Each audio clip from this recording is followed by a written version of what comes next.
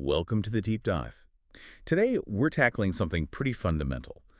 This belief that to succeed, you really have to be loud, outgoing, the center of attention. Exactly. We're digging into what the sources you shared call the extrovert ideal.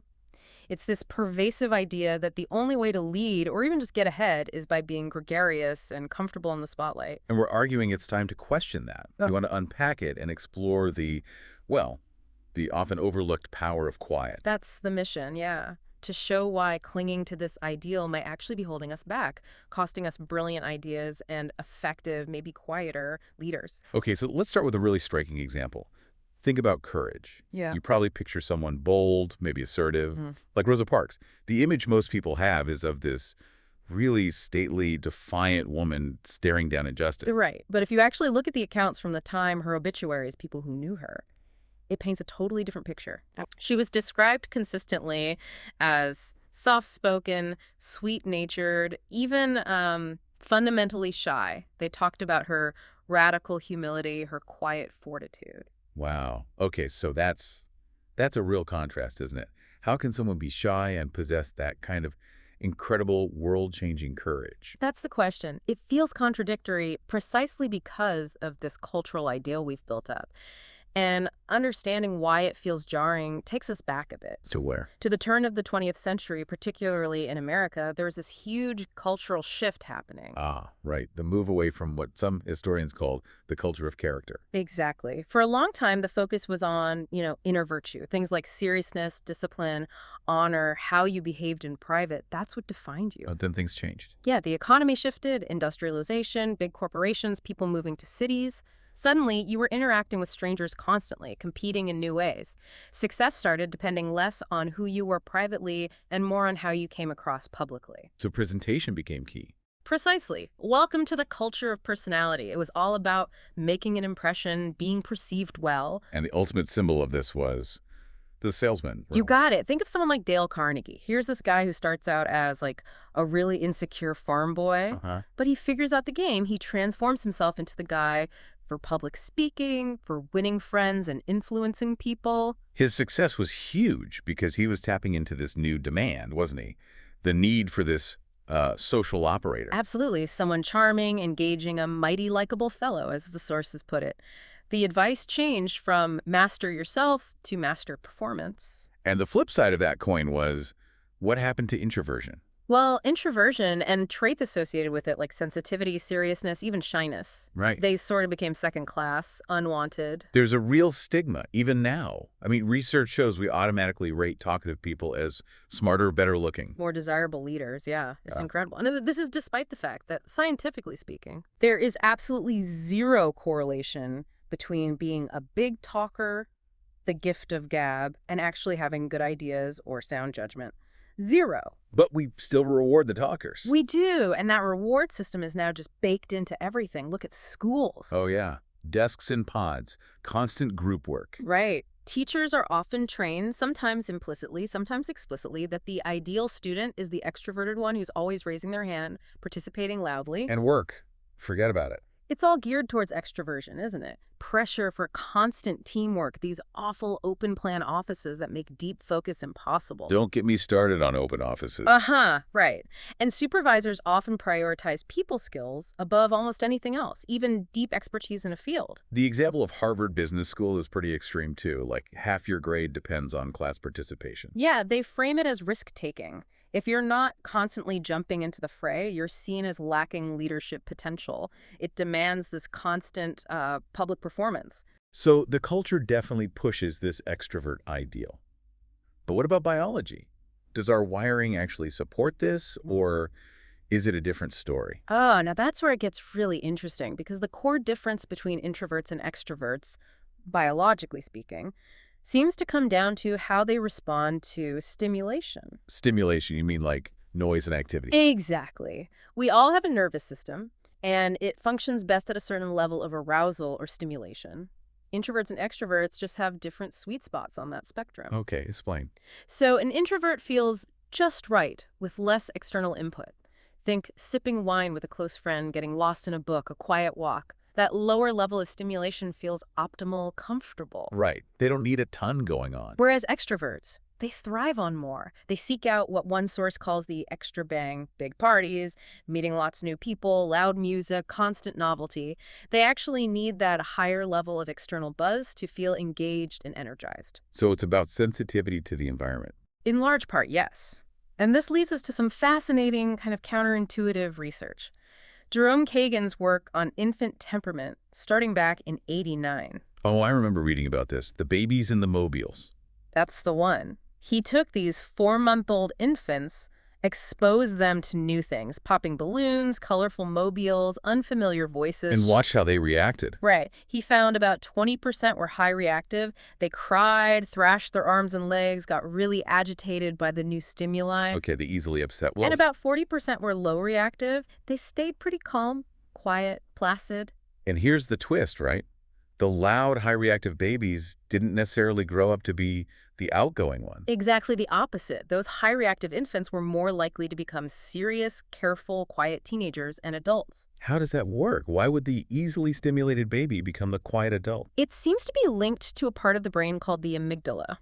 Think of it as the brain's emotional switchboard, or maybe like a really sensitive alarm system. In high reactive individuals, that amygdala is just more excitable. It reacts very strongly to novelty, to new or intense stimuli. So everything feels louder, more intense to them. Pretty much. Their nervous system registers the world more intensely. So over time, they naturally learn to manage that by seeking out calmer, more predictable environments. They steer away from overwhelming situations. Because it's genuinely uncomfortable for them. Right. It's not about being antisocial, it's about managing stimulation levels. But this sensitivity, it's described as a package deal. Meaning, yes, they're sensitive to threat or overwhelm, but they're also more sensitive to nuance. They tend to have what's called alert attention. They process information very deeply. So they pick up on subtleties others might miss. Exactly. This often translates into greater empathy, stronger consciences, because they're really absorbing the emotional and social cues around them. They think things through more thoroughly. That example of the kids dividing a toy was amazing. Wasn't it? Instead of just take turns, the high reactive kid comes up with this elaborate fair system based on alphabetizing last names. That's deep processing in action. And there are even physical links, like eye color and allergies. It's wild, isn't it? The research suggests correlations. High reactive introverts are statistically more likely to have things like blue eyes or allergies. And get this, their skin is literally less impervious. They sweat more in response to stimuli. Seriously? Yeah, compared to low reactive extroverts whose skin is often physiologically cooler or thicker. It's fascinating to think how that might connect to social phrases like being cool under pressure. Wow.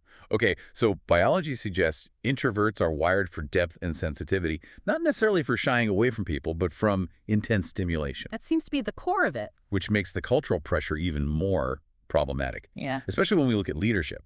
Our society screams that leaders must be charismatic extroverts. But the data just doesn't back that up strongly. Peter Drucker, the management guru, noted that many of the truly effective leaders he knew had little or no charisma in the conventional sense. They were often quiet, introspective thinkers. We overestimate the need for that constant outward performance, don't we? Especially now, when so much leadership work is actually done quietly, writing, strategy meetings, email. Absolutely. And think about Jim Collins's Level 5 Leaders research. The CEOs running the most successful companies, they weren't flashy. They had this combination of deep personal humility and intense professional will. Like Darwin Smith at Kimberly-Clark described as quiet, unassuming. Exactly. And contrast that with, say, the lead up to the 2008 financial crisis. Oh boy. The culture celebrated the aggressive, extroverted risk takers, the rainmakers. Meanwhile, the quieter cops or nerds people like Vince Kaminsky at Enron earlier or Michael Burry predicting the crash, they saw the problems coming. But they were ignored. Often, yes. And not necessarily because their analysis was wrong, but because their personality style, cautious, data-driven, less bombastic, didn't fit the mold. It was dismissed as overly fearful, not prudent. Whereas someone like Warren Buffett, Is the ultimate counterexample. He succeeds precisely because he tunes out the hype, the noise. He focuses on intellectual persistence, rational thinking. He warned about the dot-com bubble. and got mocked for it by the supposedly visionary tech leaders at the time. Right. But who had the last laugh? His quiet prudence paid off. And that kind of prudence, that deep thinking, often needs, well, solitude, which clashes with the modern obsession with constant collaboration, right? The new groupthink. It really does. This idea that all great innovation must happen in teams in open, buzzing spaces. It overlooks a fundamental truth about deep work. Like Steve Wozniak designing the first Apple computer. Perfect example. Did he do it in some chaotic group brainstorm? No. He did it alone in his cubicle at HP really early in the morning. Focusing, tinkering. Engaged in what Anders Ericsson called deliberate practice. That intense, focused, solitary effort is how true mastery and breakthroughs often happen. You simply can't do that kind of work if you're constantly interrupted or performing for a group. But companies spend millions on team building and collaborative spaces. Is the research really saying group brainstorming doesn't work? For generating the best ideas, the research is remarkably consistent, going back decades. Individuals working alone almost always produce more ideas and better quality ideas than the same individuals brainstorming together in a face-to-face group. Seriously, why? Several reasons. Fear of judgment, production blocking, only one person can talk at a time, but a big one is conformity pressure. Ah, the Ash experiments, where people denied what they clearly saw just to fit in with the group. Exactly. And later fMRI studies showed something even more startling. When you stand alone against the group's wrong answer, it actually activates the amygdala. The brain's fear center. The same part that reacts to threats. Yes. Your brain literally registers disagreeing with the group as a potential threat. One neuroscientist called it the pain of independence. Wow. So the pressure to conform is so strong, it can even change how we perceive reality, not just what we say. It seems so. It's physiologically less painful to just go along with the crowd, even when the crowd is wrong. Which is terrible news for group innovation if you don't structure it carefully. Okay, so this is a lot. If introverts are wired for depth, and solitude is key for innovation, but our culture and workplaces are built for extroverts, how does an introvert survive, let alone thrive? That's the practical challenge, isn't it? And the key concept here is something called free traits. Free traits? Yeah, it's the idea that we can act out of character when we need to. We can stretch ourselves. An introvert can act like an extrovert for a period, become a kind of pseudo-extrovert if the situation demands it. Like that professor example, Brian Little, the Oh. incredibly charismatic lecturer who's actually a major introvert. He's the classic case. Gives these booming, theatrical, award-winning lectures, and then apparently runs straight to the men's room afterward to hide in a stall and recover. Haha. Okay, so it's possible, but it takes energy. A lot of energy, and that's the crucial point. You can only sustain that kind of stretch, that acting out of character, if it's in service of something you genuinely care about, what Professor Little calls a core personal project. For him, it was teaching his students. That made the energy cost worthwhile. Exactly. So for the rest of us, the takeaway is being strategic. First, you absolutely need to identify and protect your restorative niche. Or what now? Your restorative niche. It's that place or activity or time where you can genuinely recharge your batteries without demands. Could be a quiet room, a walk in the park, listening to music, reading, whatever works for you to get back to your baseline. Okay, find your recharge zone. Got it. What else? Second, you need to consciously negotiate what are called free trait agreements with yourself and sometimes with others. Meaning, setting boundaries. Pretty much. It means being honest, first with yourself, about how much pseudo-extroversion you can handle, and then communicating your needs. Like that introverted tax lawyer example. Right, she was totally burnt out by the constant socializing in open office. Yeah, and she managed to negotiate working from home 2 days a week. But here's the clever part. She didn't frame it as, I'm an introvert and need quiet time. How did she frame it? She framed her need for solitude as essential for strategic analysis, something that directly benefited her clients and the firm. She reframed her introverted need as a professional strength. That's a brilliant free trait agreement. That's really smart, using the system's language to get what you need. Exactly. And finally, a word for parents. If you happen to have a quieter, more sensitive child, Yeah. please resist the urge to push them constantly into the extrovert mold, especially if you're an extrovert yourself. Understand that when they hang back, they're often recoiling from too much novelty or stimulation, not from people themselves. Like the story of Isabel, the cautious little girl. Her dad didn't push her. No, he validated her style. He'd invite her to join, but if she hesitated, he'd say things like, "That's just your style. You like to take your time and be sure." He let her control the pace, respected her temperament instead of trying to fix it. That's such a crucial difference, letting them be who they are. It It really is. Celebrate their intensity, their ability to connect deeply one-on-one, their thoughtfulness. Don't pathologize their quietness. So wrapping this up, the big picture seems to be introversion isn't a flaw. It's not something to be overcome. It's a different way of being with its own powerful set of strengths, deep thinking, prudence, focus, sensitivity. Absolutely. And appearance is definitely not reality here. Many incredibly effective people, people changing the world, are doing it quietly, using these very strengths. The quiet power, it's often where the real insights come from, isn't it? It often is. Think about myths and stories. The wisdom isn't usually found in the loudest marketplace, but maybe in the quiet cave or the reflective journey.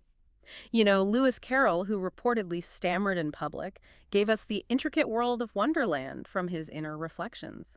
Oh, true. The real treasure, as one source puts it beautifully, often lies where we stumble in that quieter, more reflective side of ourselves. Maybe the trick isn't trying to be everything, but, as the myths suggest, learning to use well the kind of power you've been granted. A powerful thought. So maybe the question for you, listening, is what adventures might be waiting in the quiet garden of your own unique strengths? That's our deep dive for today.